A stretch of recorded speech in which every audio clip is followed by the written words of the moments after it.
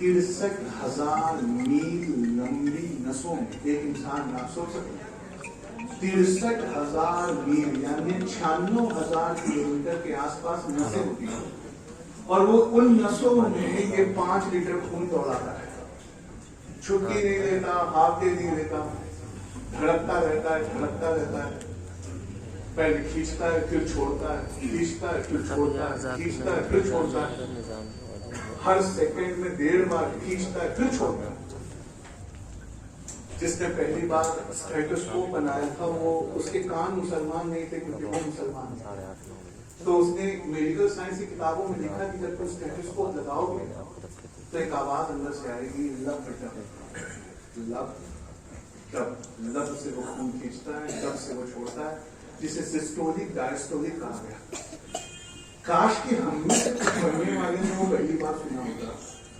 تو آج آپ سن کر دیکھنا, آپ کے دل سے لب ڈب آواز نہیں آتی ہے, اس کا نام آتا ہے جس کے نام سے وہ دھڑک رہا ہے, اسے کہتے ہیں اللہ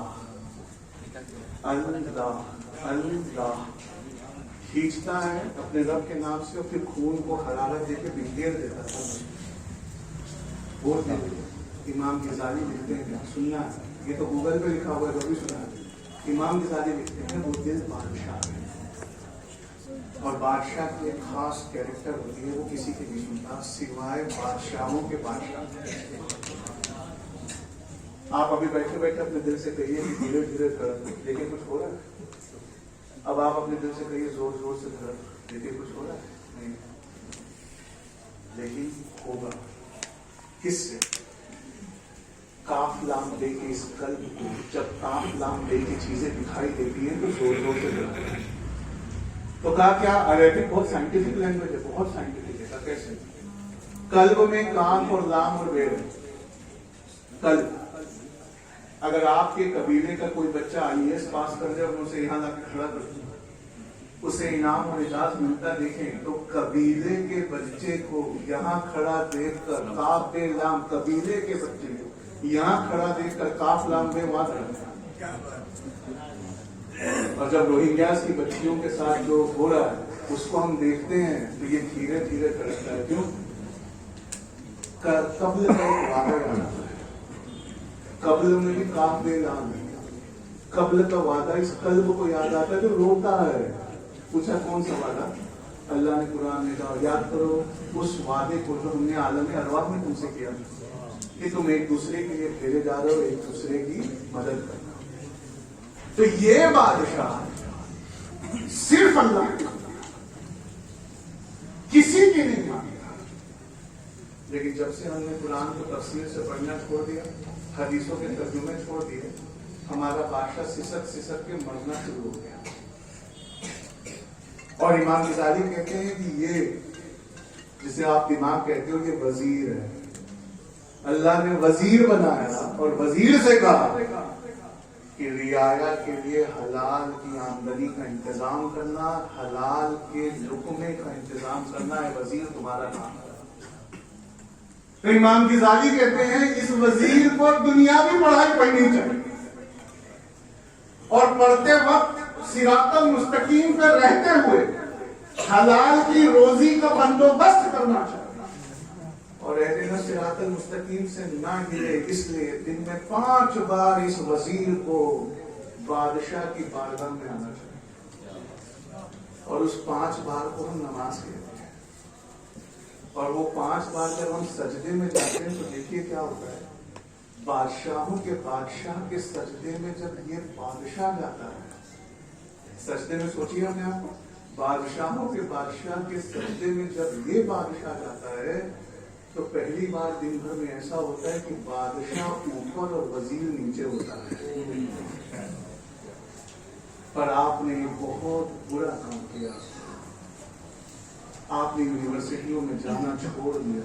ڈراپ آؤٹ ریٹ سب سے زیادہ آپ کی قوم کا ہے, اس لیے جیلوں میں سب سے زیادہ آپ کی قوم ہے. ایسی تہمت آپ پر ہے.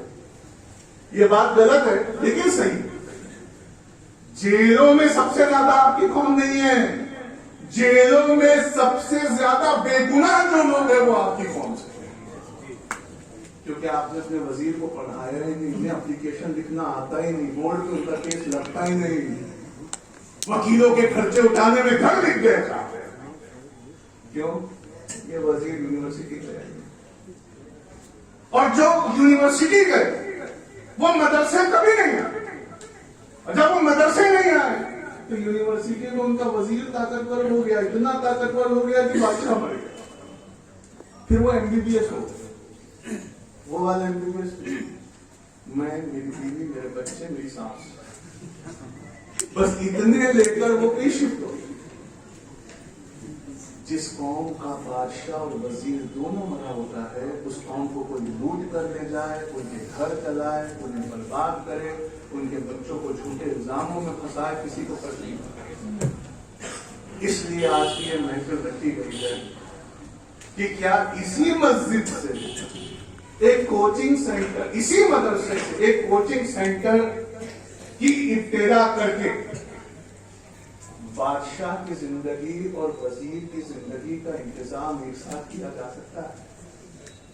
اور اگر ہم نے یہ نہیں کیا اور آپ کا وزیر پڑھا لکھا نہیں بنا اور آپ کا بادشاہ زندہ نہیں ہوا، تو وہی سوشل میڈیا جس سے بات شروع کی تھی، اس نے تخت گاہ ابلیس کا پورا انتظام کر دیا. اگر اپنے آپ کو اور اپنی نسلوں کو وہ اس سے بچانا چاہتے ہو تو اپنے دلوں کو اسلام سے پڑھاؤ اور اپنے دماغ کو یونیورسٹی کی پڑھائیوں سے آراستہ کرو. جتنے مدرسے ہیں ہو گیا بھیا، جتنی ضرورت نہیں، بات مکمل ہو گئی، اللہ کا کرم. جتنے مدرسے ہیں وہاں کوچنگ سینٹر کھولو، اور جتنے کوچنگ سینٹر ہیں وہاں دینیات کا ایک کلاس شام میں ہونا. یعنی دنیا میں پڑھے لکھے لوگوں کو اب دین کی پڑھائی کرنی چاہیے، اور دین میں پڑھے لکھے لوگوں کو تھوڑے دنیا کی بات بھی سمجھنی